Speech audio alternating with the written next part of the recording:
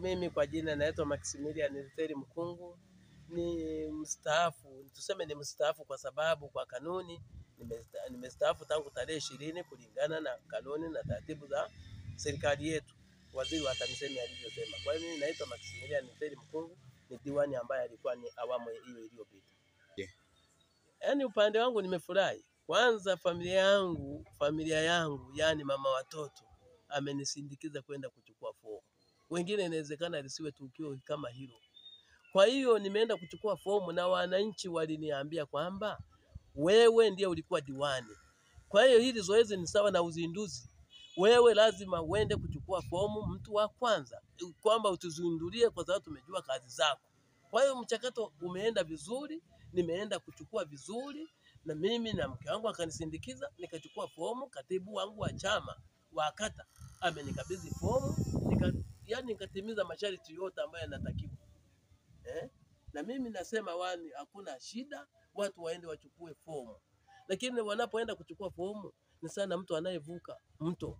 Hata Steven Wasira alisema mfano huo, kwamba ukitaka kuvuka mto, watu ambao walikuwa na hekima na busara, watu wazee wa zamani, anaenda na fimbo. Akishaenda na fimbo, anajaribia kwenye mto, anapiga kina. Anapoona kina, anajipima. Hiki mto huu kina maji alikokomea ninayazidi au yananizidi? Kwa hiyo wanaenda kuchukua waone, wapime kwa sababu sijui atasema kwamba nimekuja kufanya nini, na wananchi wanasubiri. Kwa sababu nimeona kama kwa muda wa miaka hiyo ambayo ni tuseme ni miaka 4 tu haijakamilika 5, maajabu yaliyofanyika ni makubwa. Sasa ndicho hicho kinifanya sasa hivi mchakato unaendelea vizuri. Unajua mtu kama uko kwenye safari yako, una gari lako, mafuta yakiisha hautakatisha safari. Lazima utafute mafuta kusudi uweke kwenye gari, na ulikuwa umepima kwamba atafika lakini akaishia njiani. Kwa hiyo hata udiwani kilicho nisukuma ni hicho. Miradi yote na shughuli nyingine zote sikuzikamilisha. Ukiangalia mpaka sasa hivi kuna miradi mingine ambayo inaendelea. Na mimi ndio ninajua kwamba mradi huu unaendelea, ambavyo niliuachia wapi, hata nikienda kwa mkurugenzi naenda kukumbushia, bwana nilipokomea ni hapa. Akiingia mwingine hajui mpaka atasaidiwa na wengine watakao kuwepo. Kwa hiyo kilicho nisukuma, sijakamilisha miradi ya wananchi ambayo tulifanya na wananchi. Tumefanya mikono na wananchi, tumefanya vikao na wananchi, tumepana na wananchi kwamba wananchi na serikali zao kwamba tumekomea hapa. Na mpaka sasa hivi ukiingia huko ngaje nimestaafu, wanaita tu diwani. Juzi nitangaza kwamba jamani mimi diwani mstaafu, wakasema usituambie hilo, wewe ni diwani. Sasa msukumo huo wa kwenda kukamilisha shughuli ambazo hatuzikamilisha na wananchi ndio umenisukuma nisiwaache kama watoto yatima. Cha kwanza kuna ile miradi ya jamii. Ukiangalia kwa mfano elimu, wakati tunaingia pale sekondari ya Katwe tumeweka vyumba 14 pale. Kwa hiyo ni alama yangu na wananchi wenyewe. Lakini hiyo sekondari, lakini kwenye shule ya msingi, wakati tunaingia shule ya msingi hapa tumeongeza shule moja ambayo imesajiliwa ya msingi Mlimani. Lakini pia tuna shule shikizi ambayo inatarajiwa ifunguliwe mwezi wa 7. Sasa mimi nisipokuwepo inaweza isifunguliwe. Lakini pia upande wa afya, wakati mimi nachukua madaraka hapa kwa wananchi, nimejaribu kuwaelewesha wananchi kwamba sasa hivi kata hii ilikuwa haina kituo, haina zahanati, haina yoyote. Tulikuwa tunatumia zahanati moja ya IC hapa. Nikaambia wananchi kwamba shirika linaweza likabadilisha mradi, badala wakaona kwamba ni kipi kinalipa. Kwa hiyo nikahamasisha wananchi, tukajenga zahanati mpya mpaka sasa hivi imesajiliwa inafanya kazi hapo Katwe. Lakini pia sasa hivi kuna boma zahanati Kaunda ambayo sasa hivi tuko hatua ya kuwezeka. Lakini pia tuna shule mpya ambayo tunaianzisha hapa ya sekondari. Nataka kila kijiji kiwe na sekondari. Katwe kuna sekondari, Kaunda napo sasa hivi tumeisha kamilisha maboma 3 tunawezeka. Kwa hiyo ukiangalia pia barabara, upande wa barabara, kulikuwa barabara hapa ilikuwa ni barabara moja tu ya Tani Road. Mitaani hakuna. TARURA wamefanya kazi, wamefungua. Ukiingia hapa hauingirudi barabara hiyo. TARURA wamefanya kazi kubwa sana na washukuru. Lakini pia kuna mradi wa maji mkubwa hapa. Maji mpaka ni kumtua mama ndoo kichwani. Mradi ule ni mkubwa wenye bilioni 7,166. na laki 9 huko pale. Sasa ni mradi mkubwa wa maji pale kwa wananchi kumtua mama ndoo kichwani. Kwa hiyo na mahusiano mengine ambayo unaona mpaka sasa hivi ukiangalia tumeanza kutafuta pia na marafiki zetu.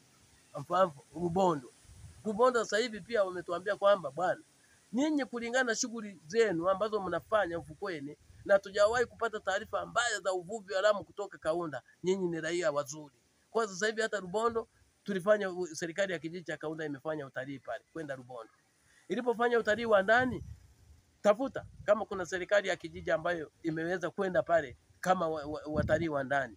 Ukiangalia mkoa wa Mwanza ni kijiji cha Kaunda. Ingia kwenye YouTube utaiona. Kwa hiyo Rubondo wamekuwa ni rafiki zetu kweli, ambao sasa hivi pia wametuahidi kwamba wanaweza pia wakaja kuona sisi maeneo yetu kuwekeza hata miradi mingine. Lakini serikali ya kijiji cha Kaunda viongozi wameomba tupate lango la watalii kuingilia hapa. Wao wanaingia hapa. Na hizo zote ni kwa ajili ya diwani, ndiye amekuwa na maono hayo kushirikisha serikali za vijiji na wananchi kwa ujumla. Sasa ndugu yangu mwandishi wa habari, uone kwamba ni hatari, katafute. Kama diwani anaweza akawa shujaa kufanya mahusiano na watu kama Rubondo, kama diwani mwenyewe anaweza akathubutu sasa kuwapelekea taarifa wananchi, kuingia mpaka kwenye vitongoji kufanya vikao na baadaye kuwaletea mrejesho na wananchi wakafanya shughuli kwa kutumia nguvu zao. Nenda ni vijiji vichache sasa hivi wananchi wanaojitolea kufanya shughuli za maendeleo. Hapa hiyo ni kawaida kwetu. Jumanne na Alhamisi. Kwanza kabisa kielelezo ambacho nimekipata tangu tarehe 20 walipotangaza kwamba ukomo wa madiwani, kamati ya maendeleo ya kata iliitisha kikao chao cha dharura kushirikisha wadau wote wasiopungua 200. Wakanizawadia, wakanitunuku cheti cha uongozi bora. Nitakuonyesha utakipiga. Lakini wachungaji nao walipoona hivyo wakasema, wakatangaza, kila wanapokutana makanisani wanatangaza kwamba tarehe 1 mwezi wa 7 tunapeleka sisi viongozi wa dini madhehebu yote kwenye kata hii wameungana kwamba watapeleka zawadi kwa diwani, aidha ya cheti au ya nini au ya hasara tu, shukurani kwamba amefanya kazi. Sasa ni wachache viongozi wa dini, kila mtu na dhehebu lake, anakubali kuwa anaungana na yeye kwenye ziara ya mheshimiwa diwani kufanya vikao vya ndani kwenye vitongoji. Baadaye anapata mrejesho ulio mzuri na wananchi wanafurahi na mchungaji anakubali, yani hata viongozi wa dini wanakubali kutembea na wewe diwani kwenye vikao vya wananchi. Ingawa vingine wangekuwa naogopa kwamba tunaenda kuzomewa. Kwa hiyo ni tunu ambayo hata mimi kwa ujumla sitaisahau maishani mwangu. Hata kwenye familia ukisema kwamba familia yangu haina changamoto ni kudanganyana. Kwa sababu kila wakati mambo mapya yanatokea. Kwa mfano kwenye kata yangu kuna changamoto. Mimi kata yangu na vitongoji 16. Kati ya vitongoji 16, vitongoji 9 tu ndivyo vina umeme. Ina maana vitongoji 7 havina umeme. Na sio kwamba ni kwa makusudi, ni kwenda taratibu. Mimi nilipofika nilikuta kulikuwa na vitongoji, kati ya vile vitongoji 9 vyenye umeme, kulikuwa na vitongoji 7 tu ndivyo vilikuwa na umeme. Kwa hiyo tukaongeza tena vingine, mchakato huo vikapata umeme. Kwa hiyo mwandishi wa habari, hiyo ni changamoto ambayo bado ipo bado ipo.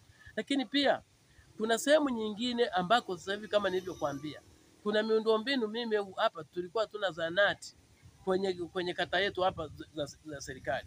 Sasa tulifanya harakati tukapata kijiji cha Katwe zahanati. Maana lengo ni kwamba kila kijiji kipate zahanati. Kwa hiyo Kaunda hawana zahanati. Sasa hivi tuna Boma ndio tuko kwenye harakati za kuwezeka. Lakini pia sekondari. Katwe kuna sekondari, Kaunda kuna sekondari. Sasa hivi tuko kwenye harakati ya kuwezeka pia sekondari. Na shule shikizi. Kaunda tumeongeza shule mpya nyingine ya msingi mpya. Pale Kaunda B ambayo ni jirani na kijiji cha Katwe, kuna watoto wanaenda mbali. Tumeshaezeka vyumba 2 na ofisi moja. Tunataka tukamilishe. Kwa hiyo msukumo huu nisipoingia mimi kuongoza, na mimi ndio ninajua changamoto hii ilianza hivi na tukaifikia hapa. Mwingine ni sawa na kuparamia jiwe linaloteleza, hata weza kuimaliza, inaweza ikamchukua muda mrefu.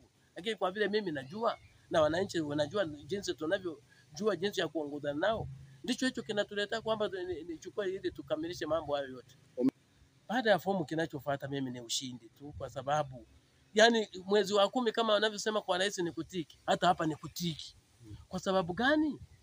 Ukiangalia watu wale washindani wako wanakubali kwamba huyu anafanya kazi. Hapa washindani wangu ilikuwa ni chama cha Chadema. Wote wale viongozi wote nilipokuwa nafanya vikao vyangu wanaingia wanasema kwamba hakuna haja ya kuweka ushindani kwa mheshimiwa diwani huyu. Kwa hiyo sasa mimi mwezi wa 10 ni kutiki tu. Na sasa wa 10 huko ni mbali, mchakato huu wa Chama cha Mapinduzi. Mwezi wa 8 kwenye tarehe 2 utaisikia ngoma. Utakuja wewe uangalie kata ya Katwe inavyofanya kazi. Na sio kwamba najipendea, ni wananchi wenyewe. Na kuomba ukitoka hapa, pita mitaani. Baadaye utaniletea majibu. Pita mitaani. Hivi hapa diwani ni yupi? Hivi ni pita mitaani. Kwanza sijui wanaogombea wengine, sijajua. Wakijitokeza ni wale wanasikia lakini ni haki yao. Ni haki yao, lakini wapime kina cha maji. Ukitaka kuongoza lazima ufanye tathmini. Tathmini, na wananchi wanafanya tathmini. Walikokuwa kulikuwa na nini? Muda waliofikishwa huko nini? Na huko nini? Sasa nao ukiparamia tu hujafanya tathmini utakuja kusema maji. Mradi wa maji upo. Elimu shule zipo.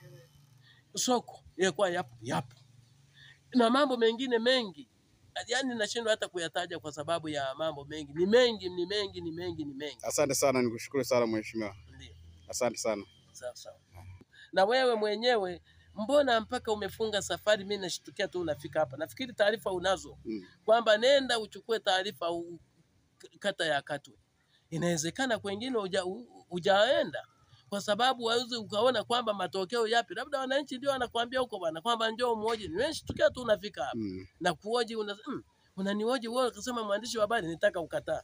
Ulipojieleza nikajua huwa nasikia Radio Sengerema. Kwa hiyo mimi nikushukuru kufika kata ya Katwe. Waambie Watanzania kwamba kata ya Katwe ni mojawapo ya kata ambazo pia wananchi wake wanajua umuhimu, mpaka serikali za kijiji wanaamua kwenda kufanya utalii wa ndani kwenye hifadhi za wanyama. Inawezekana watu hii huwa wanafikiri kwamba ni watu wenye fedha nyingi. Kumbe kazi ni rahisi. Na ukifanya safari kutembelea ndugu na jamaa unavuna mengi. Wewe ukikaa tu kwako hautavuna mengi. Sasa serikali ya kijiji cha Kaunda na kata ya Katwe kwa ujumla tumefungua sasa yani mahusiano.